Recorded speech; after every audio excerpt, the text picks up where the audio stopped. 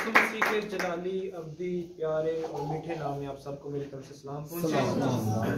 आज हम खुदाम के कलाम में से देखेंगे यूहन्ना रसूल की मार्फत खुदाम यीशु मसीह की अंजील जलील उसका 8वां बाब और उसकी 11वीं आयत।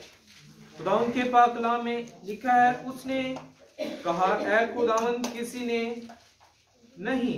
यीशु ने कहा मैं भी तुझ पर हुक्म नहीं लगाता, जा फिर गुनाह ना करना। खुदा उनके पाक कलाम पढ़े और सुने जाने से हम सबको बरकत मिले। सब बैठ जाएं। Hallelujah hallelujah. सभी खुश हैं? खुश हैं सभी? सो यीशु के जलाल के लिए जोरदार ताली। यीशु के लिए ताली।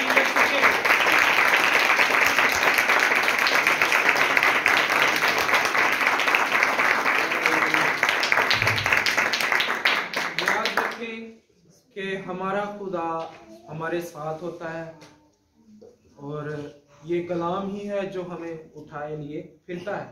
हम खुदा मैं समझता हूँ खुदा मेरे नजदीक, मेरी अकल, मेरी सोच के मुताबिक खुदा उनके हाथ में कठपुतली की मानित है। वो जिस तरह मर्जी उनको इस्तेमाल करता है। कोई खुदा उनके किसी खादम को खुदा ने अपने प्रस्तिश की नेमत दी है, किसी को शिफा की नेमत दी है, किसी को कलाम सुनाने की नेमत दी है, किसी को जिंदगियों को परखने की नेमत दी है। खुदावंद का बंदा पौलुस कहता है कि नेमतें तो तरह तरह की है लेकिन रूह एक ही है। सो खुदावंद की शुक्रगुजारी करता हूं। जब मुझे कहा गया मैसेज का तो मैंने इस बात को कबूल किया। मैंने इस बात को अपने लिए ब्लेसफुल जाना कि मैं खुदावंद की जिंदा आवाज आपकी जिंदगियों में पहुंचाऊं। और सानियन खुदा उनके खादम पास्टर डेविड जोनासी साहब का कि उन्होंने मुझे कल कॉल करके कहा कि आपने सुबह चर्च में मैसेज सुनाना है, खुदा उनके कलाम की खिदमत करनी है। तो मैं बहुत खुश हुआ, मैंने खुदा उनकी शुक्रगुजारी की। तो आज जो हम मैंने आपके सामने तलावत की है, एक वाकया है। आप इस वाकया को जानते भी होंगे, बेशुमार मैसेजेस में आपने इस वाकया के बारे में खुदाम से सुना होगा। एक औरत को लाया जाता है जो बदकारी में पकड़ी जाती है और यीशु के आगे उसको खड़ा किया जाता है और कहा जाता है कि तू इस पर बता के इससे क्या करना चाहिए। शरीयत हमें यह बताती है।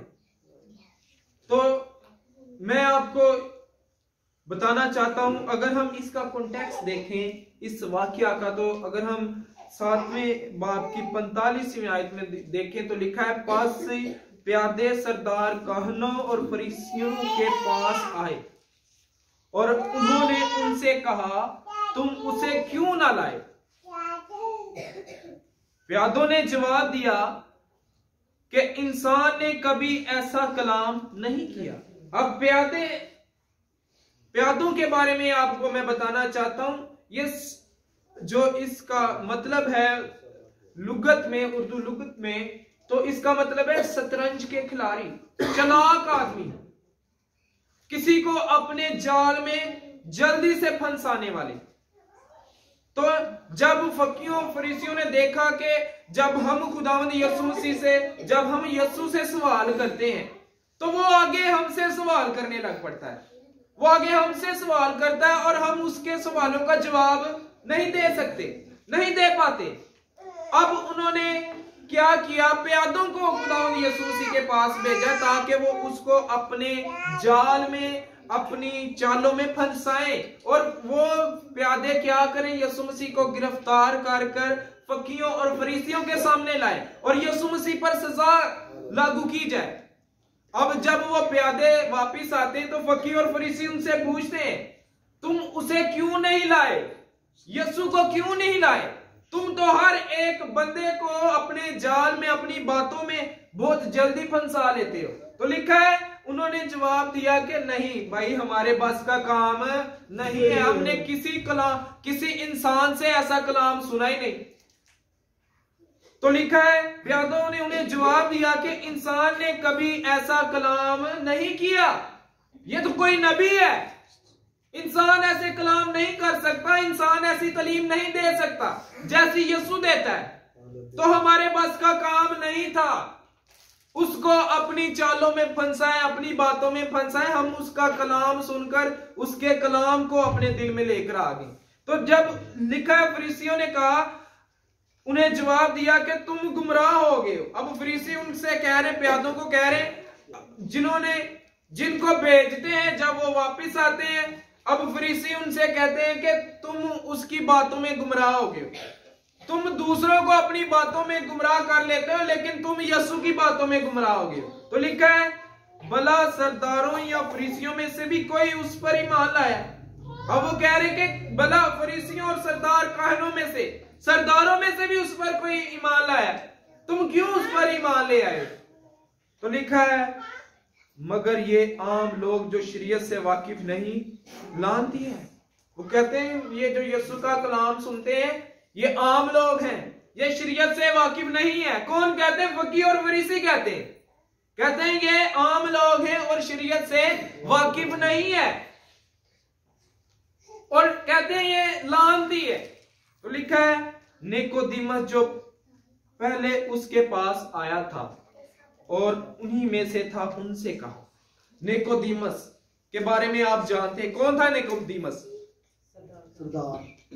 जी, उस्ताद था, फरीसी था, चुपके से यीशु मसीह से मिलने आता है रात के वक्त कि कोई मुझे देख ना ले। तो लिखा है, जब वो उसके पास आता है तो यीशु मसीह से बपतिस्मे की तालीम देते हैं।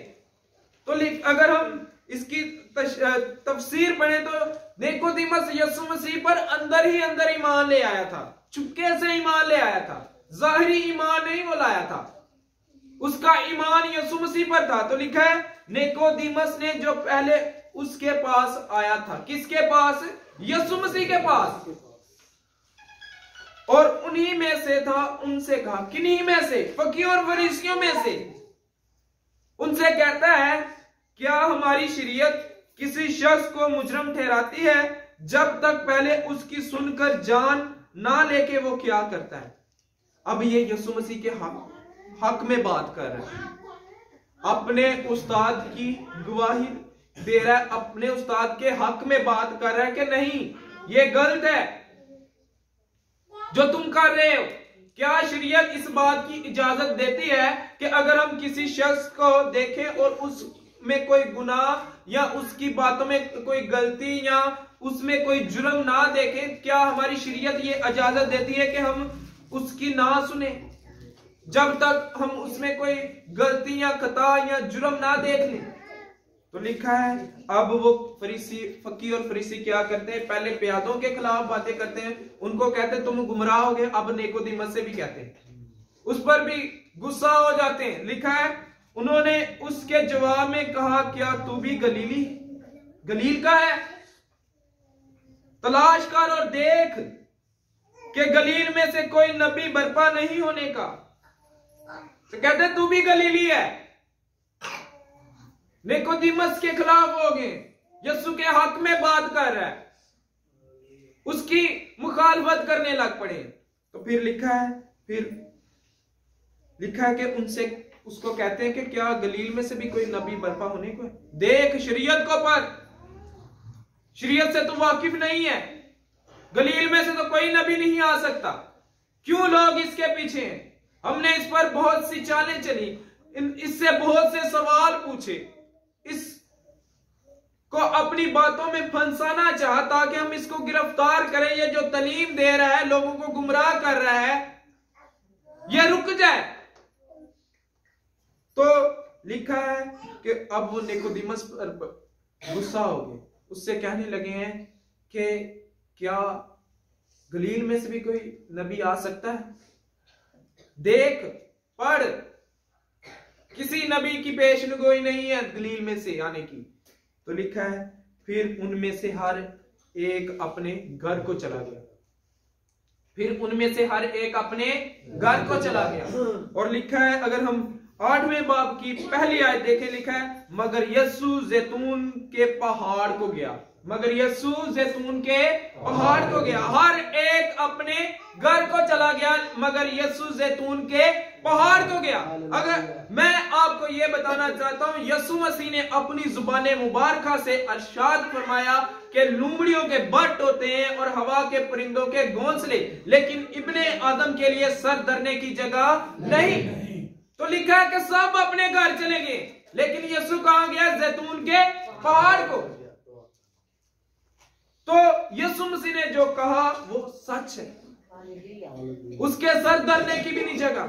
आसमान और जमीन का खालिक और मालिक, जमीन को बनाने वाला, लेकिन जब जमीन पर हमारी खातिर आता है तो उसके सर धरने की भी नहीं जगह। सब अपने अपने घर चले गए हैं, यीशु अकेला रह गया, जैतून के पहाड़ को चला गया।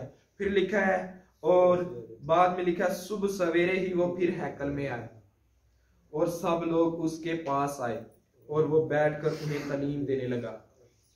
जब वो फिर जैतून के पहाड़ से वापस आया है, जैतून के पहाड़ से कदरान की वादी को पार उसमें से गुजर कर हैकल में आया है, जैतून के पहाड़ से उतर कर हैकल में आया, तो लिखा है कि सब लोग क्या करने लगे? उसके पास आए और वो उनको तालीम देने लगा, उन्हें तालीम देने लगा, कलाम सुनाने लगा।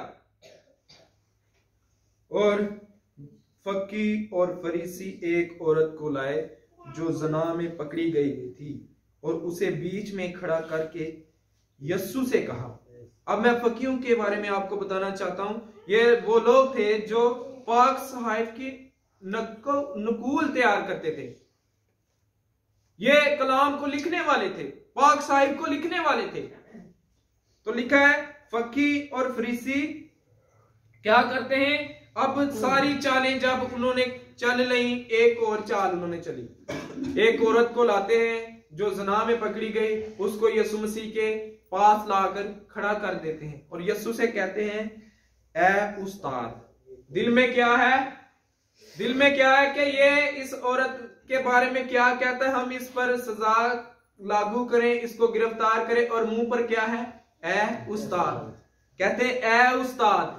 पहले यीशु के की गवाही जब प्यादे देते हैं, जब उसके हक में निकोदेमस बात करता है तो उनकी मुखालफत करते हैं कि तुम क्यों गुमराह हो जाते हो, और लेकिन जब उसके पास आते, उसके मुंह पर आते हैं तो उसको ए उस्ताद कहते हैं।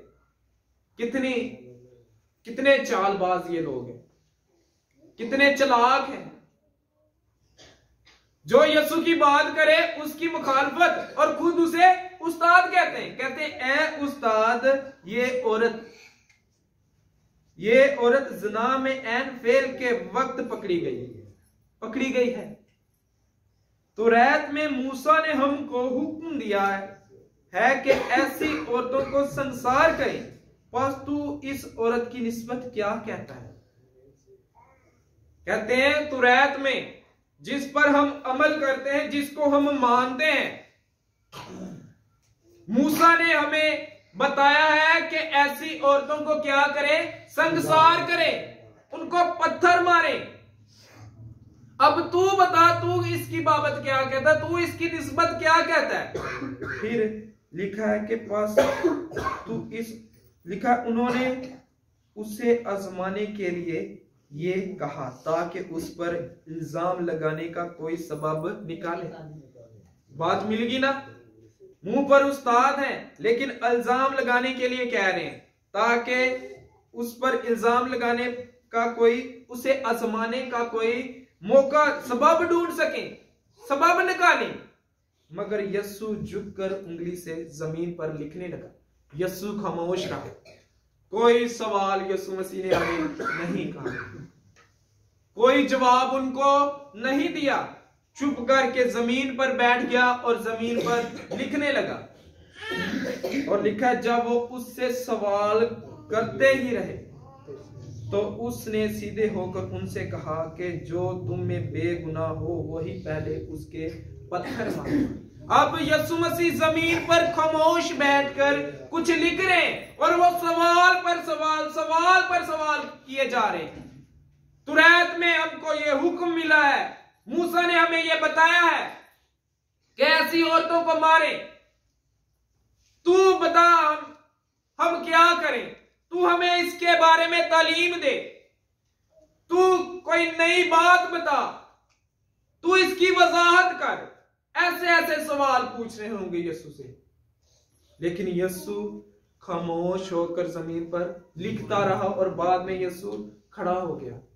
अब बहुत अपने आप को तुरैत का कहते हैं, पढ़ने वाला मानते हैं, लेकिन गलती कर बैठे।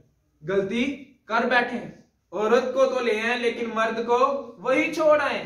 मूसा ने क्या कहा है कि दोनों को, औरत को भी और मर्द को भी, जो ये काम करे संसार करो, मारो। लेकिन मर्द को छोड़ आते हैं और यीशु और औरत को ले आते हैं यीशु के पास, औरत को ले आते हैं यीशु के पास। अब चाहते तो उनका माइंडसेट क्या था कि अगर ये इस औरत के बारे में कहेगा कि इसको संसार करो, तो हम लोगों से कहेंगे देखो तुम जिसे मानते हो उसके दिल में कोई रहम नहीं है, वो रोमियों के साथ मिलकर इस्राएलियों को मारता है, वो मौत के बारे में तालीम देता है, वो कहता है मारो। अगर वो कहेगा कि नहीं, तो हम कहेंगे ये तो शरीयत के मुखालिफ है, ये तो शरीयत को मानता ही नहीं। दो सवाल उनके ज़हन में, दो चालें। पहली क्या है, अगर वो कहेगा कि इसको संसार करो, तो हम लोगों को बताएंगे कि जिसके तुम पैरोकार हो, जिसको तुम मानते हो, जिसकी तुम तालीम हासिल करते हो, वो तो मारने पर कहता है, उसके तो दिल में रहम नहीं है। और दूसरा माइंडसेट उनका क्या है कि अगर ये कहेगा कि नहीं इसको छोड़ दो, संसार करो, तो हम कहेंगे तो ये तो इसको संसार ना करो, हम कहेंगे मूसा की शरीयत के खिलाफ है ये। लेकिन यीशु चुप करके जमीन पर लिखता रहा। और जब यीशु मसीह खड़े हुए तो लिखा है, यीशु मसीह ने उनसे कहा, उनकी सोच के मुखालिफ बात कर दी कि तुम में जो पहले बेगुनाह है वो पहले उसे पत्थर मारे, तुम में जो बेगुनाह है वो पहले उसे पत्थर मारे ना, तुम जो इसको मेरे पास ले आए हो। तो अब मैं आपको बताना चाहता हूं, वो जो पत्थर उन्होंने उठाए थे वो औरत के लिए नहीं थे, वो यीशु मसीह को मारने के लिए थे, वो यीशु मसीह को मारने के लिए उठाए थे। औरत तो बस वसीला थी, जरिया थी यीशु मसीह पर इल्जाम लगाने का। मकसद उनका यीशु मसीह को अपनी बातों में फंसाना था, अपनी चाल में फंसाना था कि ये क्या कहता है। अब इसका तो इसके पास जवाब ही नहीं इस बात का। अगर ये कहे इसको मारो तो हम ऐसा कहेंगे लोगों को, और लोगों ने इसको पत्थर मारने। अगर ये कहे कि इसको छोड़ दो तो हम ऐसा कहेंगे ये तो शरीयत के मुखालिफ है। तो वो पत्थर औरत के लिए नहीं थे, उसको संसार करने के लिए नहीं थे, यीशु मसीह को मारने के लिए थे।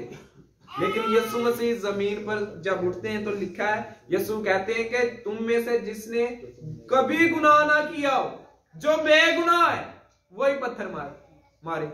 अब सबको अपना अपना गुनाह याद आया। ओह, सरदार काहिनी भी वहां है, फकीह और फरीसी भी वहां है, शरीयत के ठेकेदार भी वहां है, शरीयत को पढ़ने वाले मानने वाले भी वहां है। सबको अपना अपना गुनाह याद आया। मैं क्या करता हूं, मेरी जिंदगी कैसी है, मैं तो बहुत गुनहगार हूं। कुछ लोग होंगे जिन्होंने पत्थर उठाए होंगे, वो उस औरत से भी ज्यादा गुनहगार होंगे, उससे भी ज्यादा बदकार होंगे। सबको अपनी अपनी याद आ गई बातें कि मैंने ये भी गुनाह किया, मैंने ये भी गुनाह किया, मुझे तो नहीं संसार किया गया। लिखा है बड़ों से लेकर छोटों तक सब ने पत्थर फेंके और निकल गए, पत्थर फेंके और निकल गए। अब वहां एक ही हस्ती थी, यीशु मसीह था और वो औरत थी।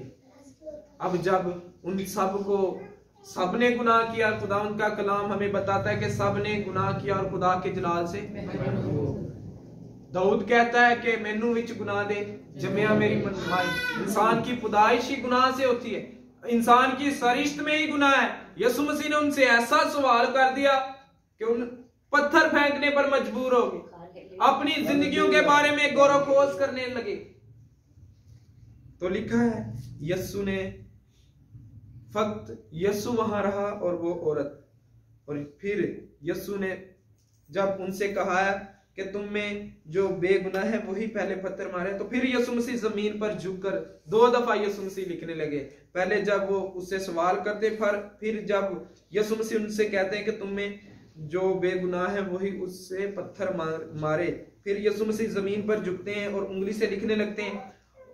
तो ये बात सुनकर सब चले जाते हैं, निकल जाते हैं, सबको अपना अपना गुनाह याद आ जाता है और औरत वहीं बीच में रह गई। यीशु ने सीधे होकर उससे कहा, ऐ औरत, ये लोग कहां गए? ये लोग कहां गए? ये पत्थर मारने वाले, ये पत्थर उठाने वाले कहां गए? अब कहती है यीशु मसीह उससे कहते हैं, क्या किसी ने तुझ पर हुक्म नहीं लगाया?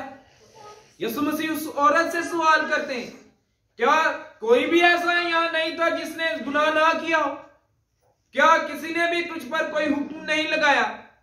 तो कहती है, उसने कहा, ऐ खुदावंद किसी ने नहीं, ऐ खुदावंद किसी ने नहीं। तो यीशु से कहते हैं, यीशु ने कहा, मैं भी तुझ पर हुक्म नहीं लगाता, जा फिर गुनाह ना करना।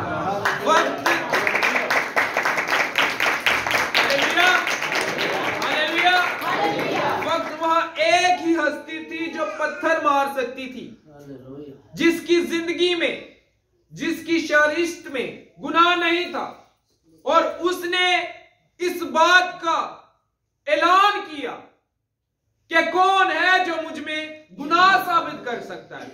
फक्त यीशु ही मसीह था, यीशु मसीह था जो उस औरत को पत्थर मार सकता था। वही हस्ती थी जो उसको पत्थर मार सकती थी, उस पर हुक्म लागू कर सकती थी। यीशु मसीह उससे पूछते, क्या किसी ने तुझ पर हुक्म नहीं लगाया? कहती है नहीं। यीशु कहते, जा, मैं भी तुझ पर कोई हुक्म नहीं लगाता, जा, चली जा, फिर गुनाह ना करना। अब मैं आपको बताना चाहता हूं, फकीह और फरीसी यीशु मसीह को फंसाने आए थे, उसको अपनी चालों में, और एक औरत को लाए थे, लेकिन जिसको लाए थे वही यीशु मसीह की पैरोकार हो गई, खुद वसीला बन गए। यीशु मसीह एक जिंदगी को यीशु मसीह के पीछे चलाने का, उसको छोड़कर वहां से चले गए, और वो औरत यीशु मसीह के पीछे हो। तो लिखा है, यीशु ने कहा, फिर गुनाह ना करना। मैं आपको बताना चाहता हूं, अगर कोई बदचलन यीशु मसीह के पास आए या किसी को यीशु मसीह के पास लाया जाए, शमौन फरीसी के घर था, वहां भी एक बदचलन औरत आई थी। यीशु मसीह के पांव पर इत्र डालती है, उसके पांव आंसुओं से धोती है, साफ करती है। फरीसी कहता है, ये तो नबी ही नहीं है, इस औरत के बारे में तो जानता ही नहीं है, जो इसे छूती है, बदचलन है, कैसी है। लेकिन यीशु मसीह उससे भी सवाल करते हैं कि किसी के 2 साहूकार थे, किसी साहूकार के 2 कर्जदार थे, एक 50 का और एक 500 का, उसने दोनों का कर्ज माफ कर दिया। तेरी दनिस्त में बता कौन उससे ज्यादा मोहब्बत करेगा? कहता, मेरी दनिस्त में, मेरी अकल के मुताबिक जिसका 500 का कर्ज माफ हुआ है वो उससे ज्यादा मोहब्बत करेगा। यीशु कहते हैं, जा, तूने सही कहा, इस औरत की तरफ देख, इसके गुनाह ज्यादा थे, इसलिए ये ज्यादा मोहब्बत कर रही है, और तेरे कम थे, तू कम मोहब्बत कर रहा है। मैं तेरे घर में आया, तूने मुझे मेरे पांव धोने के लिए पानी नहीं दिया, और इसने अपने आंसुओं से मेरे पांव धोए। मैं तेरे घर में आया, तूने मुझे बोझा नहीं दिया, इसने मेरे कदम चूमे हैं। तूने मेरे सर पर तेल नहीं डाला, इसने कीमती इत्र मेरे पैरों में डाल दिया है। मैं आपको बताना चाहता हूं, अगर कोई बदचलन औरत यीशु मसीह के पास आए तो उसके गुनाह माफ, और अगर कोई यीशु मसीह के पास लाई जाए तो उसके गुनाह माफ हो जाते हैं। Hallelujah, hallelujah, hallelujah. अब मैं आपको बताना चाहता हूं, कि एक थियोलॉजिस्ट है, फिर भी वो कहता है कि अगर इंसान को अपने से बदतर शख्स मिल जाए ना, वो क्या कहता है, वो क्या करता है, अपने दिल को तसल्ली देता है कि शुक्र है मेरे तो भी बदकार, मेरे तो भी गुनहगार कोई है, और ए गल सुन के ए वेख के खुशी मनांदा है ते अपने गुनाह नूं भुल जांदा है कि मैं भी गुनहगार हां। उहदे गुनाह ते ही नजर हुंदी क्या कि मेरे तो वध गुनहगार। वो फरीसी की तरह कहते हैं कि खुदा मैं तेरा शुक्र करना, मैं मसूल लेने वाले की तरह गुनहगार नहीं हाँ। तो लिखा है, वो कहता है कि वो खुशी महसूस करते हैं और उस पर इल्जाम लगाते हैं कि तू ऐसा है, तू ऐसा है, और अपने गुनाह को भूल जाते हैं। तो हमें ऐसा नहीं करना चाहिए। हम सब की जिंदगियों से यीशु वाकिफ है, हम सब की जिंदगियों से वो वाकिफ है। तो यीशु मसीह ने इस औरत को कुछ नहीं कहा कि तूने ये क्यों किया, क्या वजह थी, कैसे किया। बस ऐसे उसने कहा कि जा, मैं भी तुझ पर हुक्म नहीं लगाता, आइंदा गुनाह ना करना। माफ कर दिया उसने। तो हमें भी चाहिए एक दूसरे को माफ करना। तो खुदावन जिसके हम पैरोकार हैं, जिसके हम मानने वाले हैं, जिसको हम अपना नजात दहिंदा मानते हैं, हमें उसके नक्शे कदम पर चलना चाहिए और हमें देखना चाहिए उसने किसी पर इल्जाम नहीं लगाया। इल्जाम लगा सकता था, हक था पूरा, लेकिन ऐसा नहीं किया, ऐसा नहीं किया। तो हम उसके मानने वाले, हमें किसी की जिंदगी का फैसला नहीं करना चाहिए, किसी का इंसाफ नहीं करना चाहिए, किसी की अदालत नहीं करनी चाहिए। अदालत करना खुदा का काम है, आपका काम नहीं है। आप किसी की अदालत नहीं कर सकते। आप सब अपनी जिंदगियों से वाकिफ है। मैं अपनी जिंदगी से वाकिफ हूं कि मैं क्या हूं, मेरी जिंदगी कैसी है।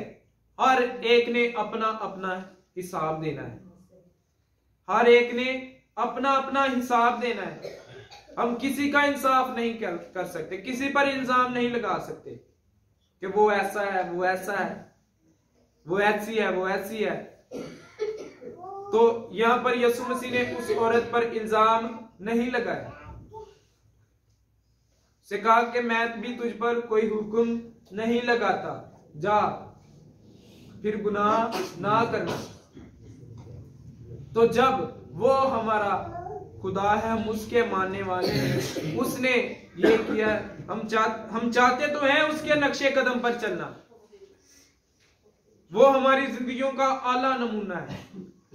हम उस जैसा बनना तो चाहते, पर उस जैसे काम नहीं करते। पौलुस कहता है मैं मसीह की मानित बना, तुम मेरी मानित बनो।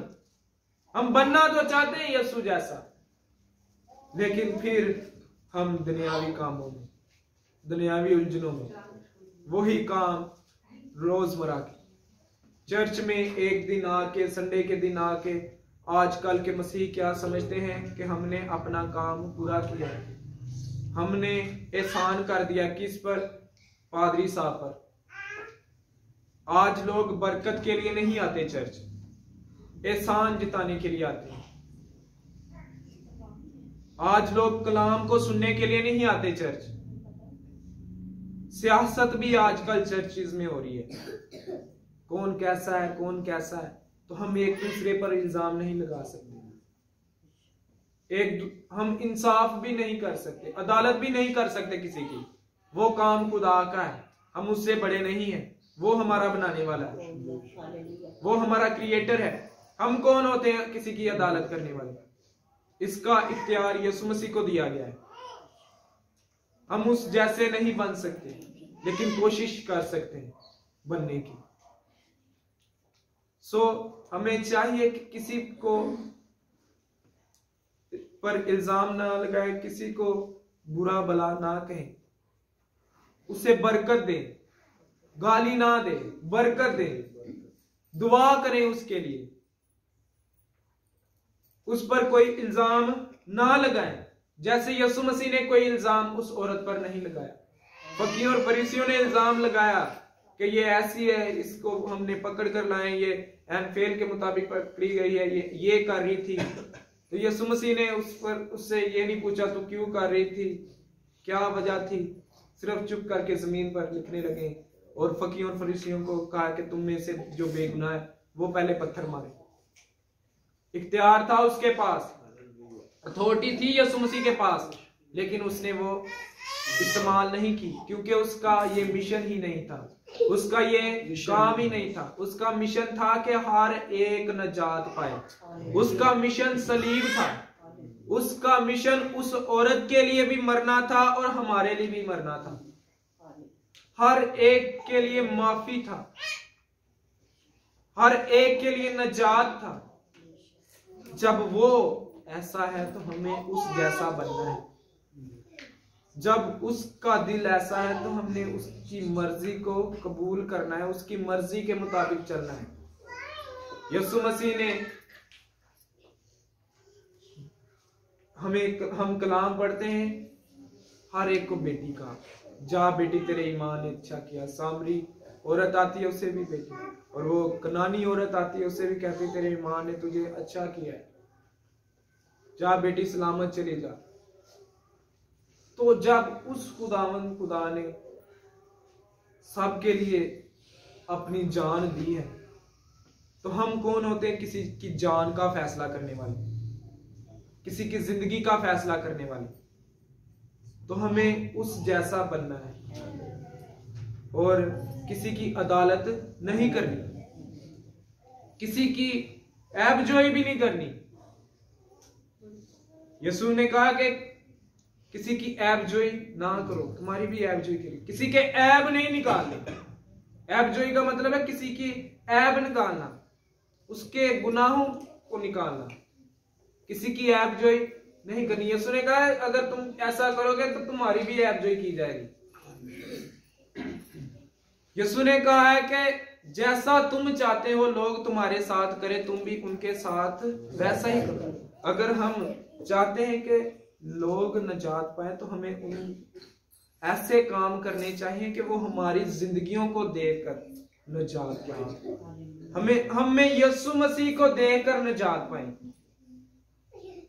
खुदावंद के खादमीन बताते हैं, जो खुदावंद के कलाम को समझते हैं और उसके कलाम के भेदों को समझते हैं, वो कहते हैं यीशु मसीह की कलाम में 4 अनाजील हैं, 5वीं अंजील हम चलती फिरती अंजील है। हम चलती फिरती यीशु मसीह की गवाही है। लोग हमारे कामों को देखकर यीशु मसीह को कबूल करें, लोग हमारी बातों को सुनकर यीशु मसीह को कबूल करें। लोग आज क्या होता है, लोग खुदावंद के खादमीन कलाम सुनाते हैं तब लोग कबूल करते हैं और बहुत काम करते हैं। हमें ऐसा बनना है कि हमें बस अपनी बातों से लोगों को खुदावंद के पास लाना है, अंजील से उनकी वाकफियत करवानी है, यीशु मसीह से उनकी वाकफियत करवानी है। तो ये कब होगा? जब हम अपनी जिंदगियों पर गौर करेंगे। उन लोगों ने अपनी जिंदगियों पर गौर किया तो पत्थर फेंक कर चले गए। आज लोगों के दिल पत्थर हुए हैं, आज लोगों के दिल पत्थर हो गए हैं।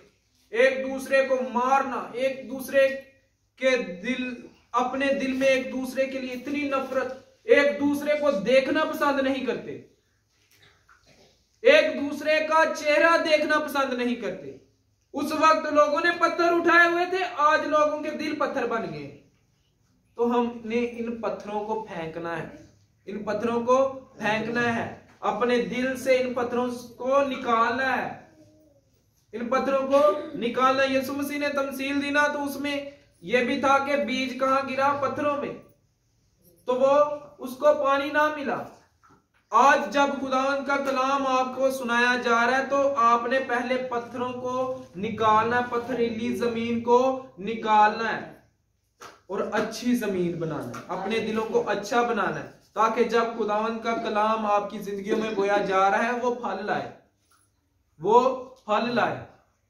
जब आपके दिल से ये बातें निकलेगी तभी आपकी जिंदगी में बरकत आएगी ना। हम कहते तो हैं कि हमें खुदा बरकत नहीं देता, हमें खुदा ये नहीं देता, वो नहीं देता, हमसे ही खुदा ऐसा क्यों करता है? भाई जो आपके दिल में पहले आपकी जिंदगी में है वो तो निकालें, फिर बरकत को रखने के लिए आपकी जिंदगी में जगह होगी ना। पहले हमने अपने अंदर से क्या निकालना? नफरतें, चुगलियां, गालियां, एक दूसरे की ऐबजोई, ये सब चीजें अपने अंदर से निकालनी है, फिर ही हमें बरकत मिलेगी।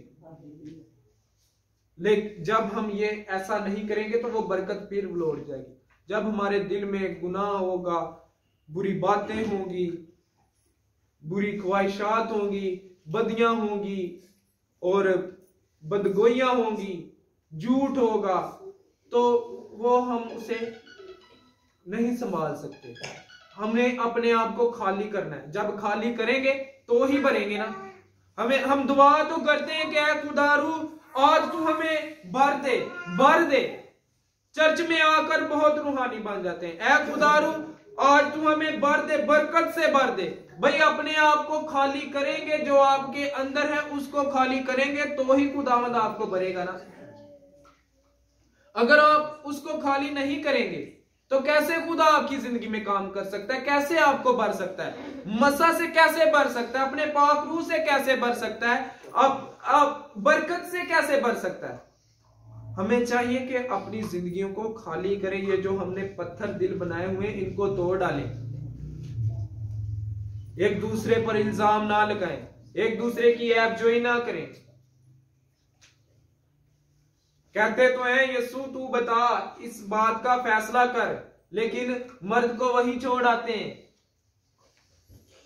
तो हमने उन जैसा नहीं बनना, हमने उन जैसा नहीं बनना, हमने यीशु जैसा बनना है कि वो कैसा था, उसकी जिंदगी कैसी थी, उसने क्या किया। बाप का इकलौता था। यूहन्ना ही हमें बताता है, यूहन्ना की अंजील ही हमें बताती है यीशु मसीह के इकलौते बेटे होने का। यूहन्ना ही में ना मशहूर आए, यूहन्ना की अंजील में खुदा ने दुनिया से ऐसी मोहब्बत रखी कि उसने अपना इकलौता बेटा बख्श दिया ताकि जो भी उस पर ईमान ना हलाक ना हो, हमेशा की जिंदगी पर। तो यूहन्ना की मार्फत खुदावंद यीशु मसीह की अंजील यीशु मसीह के बेटे होने का, इकलौते बेटे होने का हमें बताती है। तो उस इकलौते ने सब कुछ किया, अपने बाप की मर्जी को पूरा किया। अब हमें किसकी मर्जी को पूरा करना है? हमें किसकी मर्जी को पूरा करना है? यीशु की मर्जी को। हम दुआए बानी में तो कहते हैं जैसे ही तेरी मर्जी आसमान पर पूरी होती है जमीन पर भी हो, लेकिन उसकी मर्जी जैसे काम नहीं करते। हमें उसकी मर्जी का आज तक पता नहीं चला क्या खुदावंद तेरी मर्जी क्या है। हम दुआ इरबानी में तो रोज ही कहते हैं, दुआ में कहते हैं तेरी मर्जी जैसे आसमान पर होती है जमीन पर भी हो। वो मर्जी क्या है? कभी आपने इस बात पर गौर किया कि वो क्या मर्जी है? खुदावंद की मर्जी है आप उसे कबूल करें, उसके नजदीक आए, उसमें बढ़े, उसको अपना नजात दहिंदा कबूल करें, तो वो आपकी जिंदगी में काम करेगा, तो वो अपनी मर्जी आप पर जाहिर करेगा, तब आप उसकी मर्जी पर चलेंगे। खुदावंद आज के कलाम के वसीला से हम सबको कसरत से बरकत दे और ये ठीक है।